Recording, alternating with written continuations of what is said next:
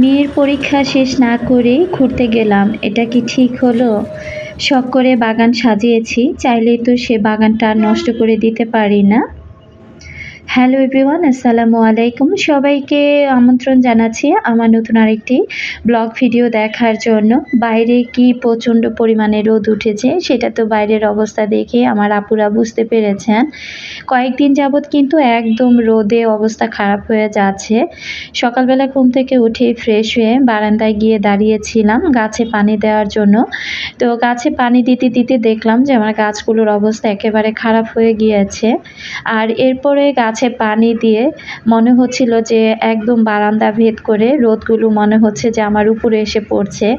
এত গরম, আর এই গরমের মধ্যে সকালবেলা যখন দাঁড়িয়ে এই রুটিগুলো বেলছিলাম, অবস্থা কিন্তু আরও খারাপ হয়ে গিয়েছে। একদম টপ, টপ করে শরীর থেকে পানি পড়ছিল। মনে হচ্ছিল যে আমি মনে হয় এইমাত্রই গোসল করে আসলাম। তো কি আর করা, সকালে নাস্তা বানাতেই হবে। আর হালকা পাতলা নাস্তা দেখা যায় মেয়েরাও খাবে না। আর যেহেতু সিলিন্ডার নেই, তো চুলাতে যে পরিমাণে গ্যাস আছে, তো দেখলাম যে না, এই গ্যাসে অন্তত রুটিগুলো ভাজা যাবে।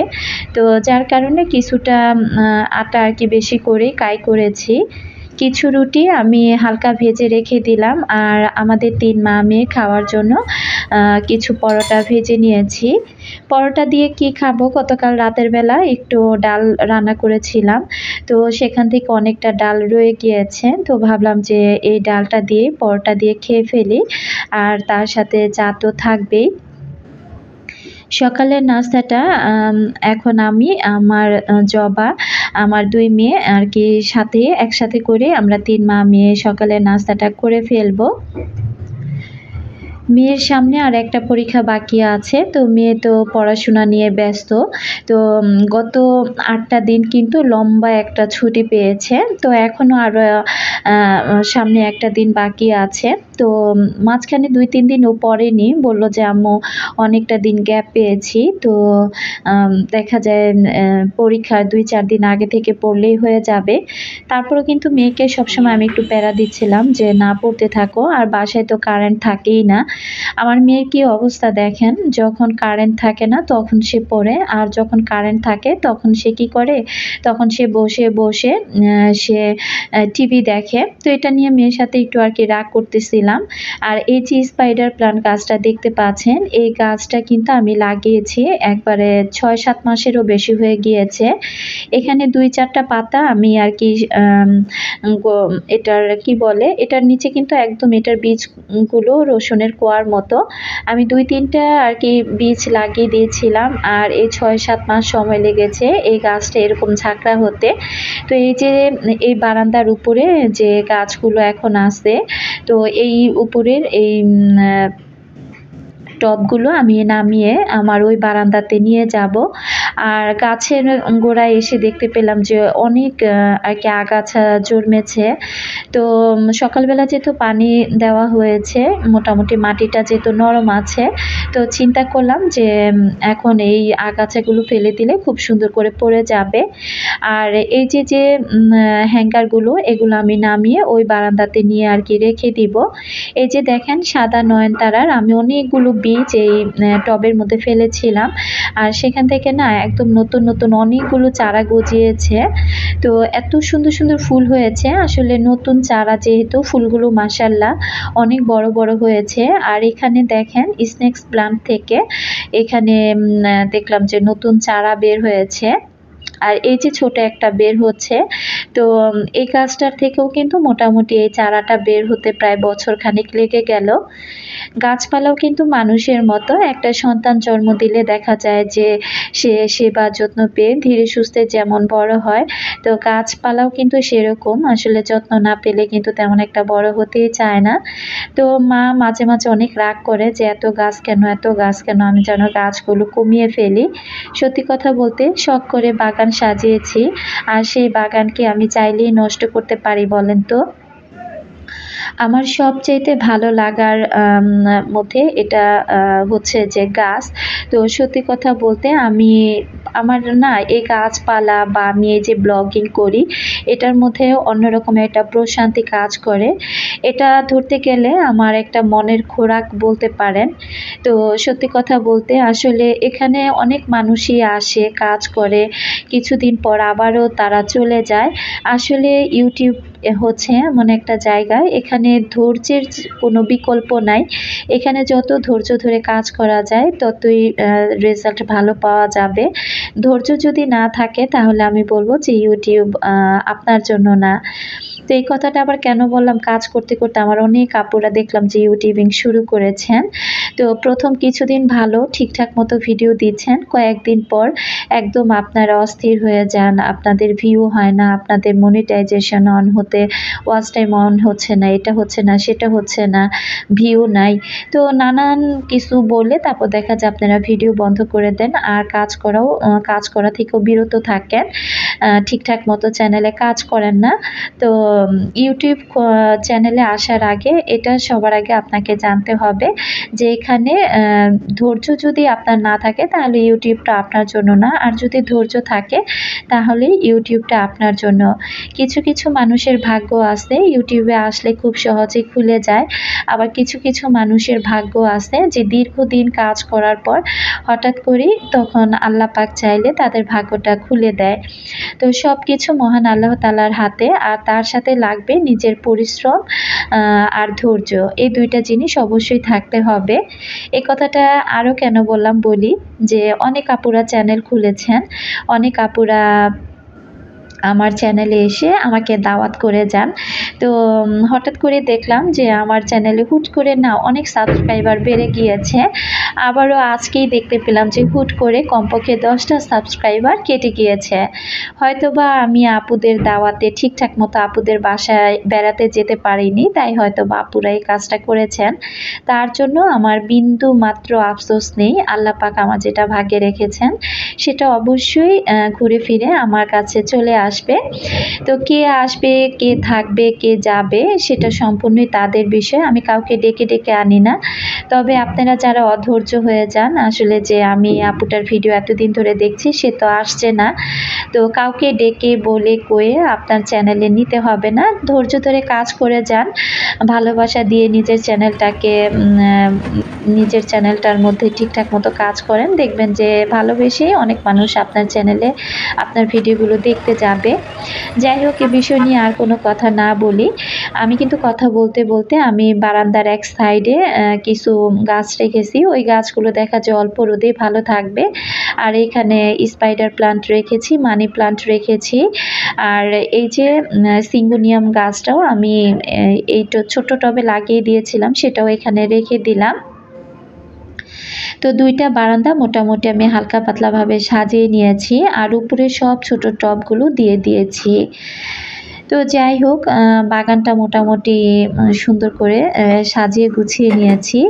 তো রান্নাবান্না করতে হবে, এখনও ধোয়াধুয়ির কাজগুলো বারান্দায় করা হয়নি, এখন রান্না করব, তারপর আমি বারান্দা পরিষ্কার করব। তো এখানে একটা কমেন্ট শো করলাম।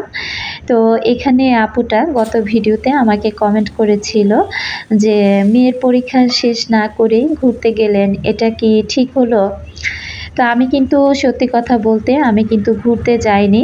আমার ছোট খালা অসুস্থ ছিল, তারপরে আছে না আরও কত রকমের কত সমস্যা মানুষের জীবনে হয়ে থাকে না, তো সেখান থেকে কিন্তু আমি আমার ছোট খালাকে আমার মা আর আমি দেখতে গিয়েছিলাম। তো ঘোরার সময় এখন যে না সেটা আমিও ভালো করে জানি, যেহেতু আমার মেয়ের এসএসসি পরীক্ষা চলতেছে। আর ওই যে ভিডিও শুরুতে একটা কথা বললাম না, যে মোটামুটি 8 দিনের মতো ছুটি কিন্তু আমার মেয়ে পেয়েছে, যেহেতু 13 তারিখে লাস্ট পরীক্ষা, তার মাঝখানে কিন্তু মোটামুটি সে বই নিয়ে টুকটাক পড়াশোনা করেছে। আর আমি গিয়ে ওখানে কিন্তু 2-4 দিন বেড়াইনি আপু, আমি ওখানে বৃহস্পতিবার রাতের বেলা আমি একটা রাত আমি এক জায়গায় কাটিয়েছি, পরের দিন সকালবেলা আমার নানুর বাড়ি গিয়েছি, আর দুপুরে খাওয়া দাওয়া করে বিকালবেলায় কিন্তু ব্যাক করেছি। তো এখানে আসলে বেড়াতে গেলে যদি ৩-৪ দিন থাকতাম তাহলে আপু হয়তো যে কমেন্টটা করেছেন সেটা ঠিক ছিল। তবে কিছু কিছু কথা থাকে যেটা চাইলেও পাবলিক প্লেসে ওইভাবে বলা যায় না। তো সব কিছু তো বলা যায় না, কিছু কিছু ব্যক্তিগত বিষয় আছে যেটা কিনা নিজেদের মধ্যেই রাখতে হয়। তো যাই হোক, আপু যে কমেন্টটা করেছেন আপু হয়তো বা ওইভাবে আগের ভিডিওটা দেখেন নাই। তো আশা করছি আপু আমি বেড়াতে যাইনি, আমি কোনো একটা সমস্যা হয়েছিল সেই কারণে আমি ওখানে গিয়েছিলাম। তো এই দিক থেকে আমি এই তো আজকে মুগ ডাল দিয়ে মাছের মাথা দিয়ে রান্না করব, লেজ দিয়ে রান্না করব আর কি, আর একটু গরুর মাংস রান্না করব। বড় মেয়ে অনেক দিন যাবতই বলতেছিল যে মা তুমি অনেক দিন যাবত মাছের মাথা দিয়ে মুগ ডাল রান্না করো না। তো আমি বললাম যে কেন, তোমার কি খেতে ইচ্ছে করছে? তো বড় মেয়ে বলল যে আমার অনেক খেতে ইচ্ছে করতেছে। তো ভাবলাম যে বড় একটা মাছের মাথা আছে আর লেজ আছে, এটা দিয়ে অল্প পরিমাণে একটু আর কি তরকারি রান্না করা যাবে। তো সেটা মেয়েকে আর কি রান্না করে দেই। আসলে বাচ্চা-কাচ্চা যদি মায়ের কাছে কোনো কিছু খাবারের দাবি করে তখন কিন্তু দেখা যায় যে ওই জিনিসটা যদি সাথে সাথে আমি না বানিয়ে দিতে পারি, আমার মধ্যে না কেমন যেন একটা খুব খারাপ লাগা কাজ করে, একটা আফসোস কাজ করে। আর বারবার মনে হয় যে আমার মেয়েটা খেতে চেয়েছে, আমি এটা বানিয়ে খাওয়াতে পারলাম না। অনেক সময় কিন্তু আমার ২ মেয়ে খাওয়ার জন্য অনেক কিছুই বায়না করে। তবে সত্যি কথা বলতে বাসায় যেহেতু গ্যাস থাকেই না, একটা জিনিস বানাতে গেলে দেখা যায় নিজের শরীরটা যখন ভালো লাগে বা যখন শরীরে এনার্জি থাকে, মনে হয় যে এই জিনিসটা এখন বানাবো, ওই মুহূর্তেই দেখা যায় রান্না করে এসে দেখি যে গ্যাস নাই। আর গ্যাস না থাকলে আমি বানিয়ে দিবই বা কী করে, তখন কিন্তু মনটা অনেক খারাপ হয়ে যায়। তো এ কারণে কিন্তু মাঝে মাঝে বলে থাকি যে এবার যদি বাসা চেঞ্জ করি এমন একটা জায়গায় বাসা নেব যেখানে কারেন্টের সমস্যা কম থাকবে, আবার গ্যাসের সমস্যাটাও কম থাকবে। এই যে আমি রান্নাবান্না করছি এখনও কিন্তু আমার বাসায় কারেন্ট নেই। তো কি আর করা, এখন তো কারেন্টের জন্য আর আমি বসে থাকবো না, রান্নাবান্না করতে হবে। আর প্রায় দুপুর হয়ে এসেছে, তো আমি একটু তাড়াহুড়া করেই রান্নাগুলো করে নিচ্ছি। এখানে এই তো আমি আজকে মাংসটা একদম খুব সুন্দর করে মশলা কষিয়ে তারপর আর কি মাংসটা রান্না করব। তো যাই হোক রান্না করি, আর রান্না করতে করতে সেলিম হাওলাদার আইডি থেকে একজন আপু কমেন্ট করেছিল, আর আপুর কমেন্টের রিপ্লাইটাও দিয়ে দেই। তো এদিক থেকে আজকে কিন্তু ওই যে মশলা কষিয়ে তারপর আমি মাংস রান্না করব। সবসময় তো গরুর মাংসটা হাতে মাখিয়ে রান্না করি। তো বাসায় যেহেতু কারেন্ট নেই, ভিডিওটা একটু ঘোলা ঘোলা বা অন্ধকার আসতে পারে, আমার আপুরা আশা করি বুঝতে পারবেন। তো যাই হোক, আরেকটা কথা বলে নিই, আসলে কাজ করতে করতে অনেক দূর চলে এসেছি। যে সকল আপুরা ভালোবেসে আমাকে এ পর্যন্ত আমার সাথে আছেন, এখনও পর্যন্ত একটি লাইক দেননি, প্লিজ একটি লাইক দিয়ে ভিডিওটি বাকি অংশ কন্টিনিউ করবেন। আর যারা লাইফস্টাইল ব্লগ দেখতে ভালোবাসেন চাইলে চ্যানেলটি সাবস্ক্রাইব করে অল অপশন বাটনটি ক্লিক করে রাখবেন, তাহলে দেখা যাবে আমি যখন নতুন কোনো ভিডিও আপলোড দিব সাথে সাথে আপনার কাছে নোটিফিকেশান চলে যাবে। তো যাই হোক, মাংস রান্না করি আর আপুটার কমেন্টে রিপ্লাই দিই। আপুর আইডির নাম ছিল সেলিম হাওলাদার। তো আপু কমেন্ট করেছিল যে মানি প্লান্ট গাছের মাটি কিভাবে তৈরি করতে হয়, আর আপু এটাও লিখেছিল যে আপু আর কি পানিতে মানি প্লান্ট লাগিয়েছে। তো আপুর গাছটা কিছুদিন পরপরই আর কি মরে যাচ্ছে, আর কি তেমন একটা ভালো হচ্ছে না। তো আপুকে বলবো যে আপু আপনার কাছে যদি নার্সারির কোনো মাটি থাকে তাহলে খুবই ভালো হবে। আর নার্সারিতে কিন্তু এখন বেশিরভাগ নার্সারিতে মাটি কিন্তু তারা বিক্রি করে থাকে। মানি প্লান্ট গাছ লাগাতে কিন্তু বেশি একটা মাটির প্রয়োজন হয় না, অল্প একটু মাটি হলেই হয়ে যায়। তো আপনি চাইলে সেখান থেকে অল্প পরিমাণে কিছু মাটি কিনে এনে তারপরে আপনি খুব সুন্দর করে গাছটা লাগাতে পারেন। আবার নার্সারির মাটিগুলোর মধ্যে দেখা যায় কি যে তারা অনেক রকমের সার সার মিক্স করে তারপর মাটিটা তৈরি করে থাকে। আবারও কিছু কিছু নার্সারিতে আছে যে কোনো সারই তারা মাটির সাথে মিক্স করে না, শুধু মাটিটাই তারা বিক্রি করে থাকে। যদি এই টাইপের কোনো মাটি সার ছাড়া কিনে আনেন তাহলে বাসায় এনে আপনি একটু চা পাতা, ডিমের খোসা এগুলো ব্লেন্ড করে তারপরে আপনি খুব সুন্দর করে মাটির সাথে মিক্স করে তারপরে আপনি গাছটা লাগিয়ে দিতে পারেন। আর গাছটা লাগানোর পর অবশ্যই আপনি কমপক্ষে 5 থেকে 6 দিন ছায়াযুক্ত স্থানে রাখবেন। আর যখন গাছটা লাগাবেন তখন পানিটা এমন পরিমাণে দিবেন যেন মাটিটা একটু ভেজা ভেজা থাকে। আবার রেগুলার পানি দিবেন না, তাহলে গাছের গোড়াগুলো কিন্তু একদম মরে যাবে। 1 থেকে 2 সপ্তাহ এভাবে ছায়াযুক্ত স্থানে রেখে দিবেন। তো কিছুদিন পরেই দেখতে পারবেন যে গাছগুলো খুব সুন্দরভাবে ধীরে ধীরে গ্রো হচ্ছে। আর এছাড়া আর কি দেওয়া যায়, অনেকে দেখা যায় সবজির খোসা দিয়েও জৈব সার তৈরি করে, চাইলে সেটাও দিতে পারেন। তো এই হালকা পাতলা সার দিয়েও কিন্তু খুব সুন্দর করে মানি প্লান্টটা তৈরি করা যায় আপু। আমি কিন্তু আপু আরেকদিনও আপনি কমেন্ট করেছিলেন, সেদিনও আমি আপনার কমেন্টের রিপ্লাই দিয়ে দিয়েছিলাম। হয়তো সেই ভিডিওটা আপনি দেখেননি, তো যার কারণে আপনি হয়তোবা রিপ্লাইটা পাননি। যার কারণে আজকে আবারও কমেন্ট করেছেন। তো যাই হোক, এদিক থেকে আমি রান্না করছি। আর রান্না করতে করতে আমার এই ছোট্ট এই যে র্যাকটার মধ্যে দেখেন কতটা ধুলাবালি পড়েছে। একটা জার মুছতে গিয়ে মুছতে আমি 3টা তাকি মুছে ফেললাম। আসলে যেহেতু জানালার পাশে আমার এই র্যাকটা রাখা হয়েছে, আর পাশে যেহেতু একটা সো-মিল, ওইখান থেকে কিন্তু প্রচুর কাঠ কাটার যে গুঁড়োগুলো সেগুলো বাতাসের সাথে উড়ে উড়ে আসে। আর এরপর কিন্তু এই সেলফটা, তারপরে আমার এই সাইডে যা যা রাখা আছে সব কিছুই কিন্তু একদম কাঠের গুঁড়ো দিয়ে নষ্ট হয়ে যায়। আর এগুলোকে রেগুলারই আমাকে পরিষ্কার করতে হয়। আর সেদিন মেয়েকে বলছিলাম ঝুড়িটা গুছিয়ে রাখতে, আর মেয়ে কি করেছে এটারটা ওইটা, ওইটারটা এটা, এভাবে এলোমেলো করে গুছিয়ে রেখেছে। তো আবার আমি এখন একটু আমার মতো করে আর কি গুছিয়ে নিচ্ছি। এই জিনিসগুলো বাইরে রেখে দিলে অনেকটা তেল কাস্টে হয়ে যায়, যার কারণে আমি এভাবে ঝুড়ির মধ্যে করে রেখে দেই।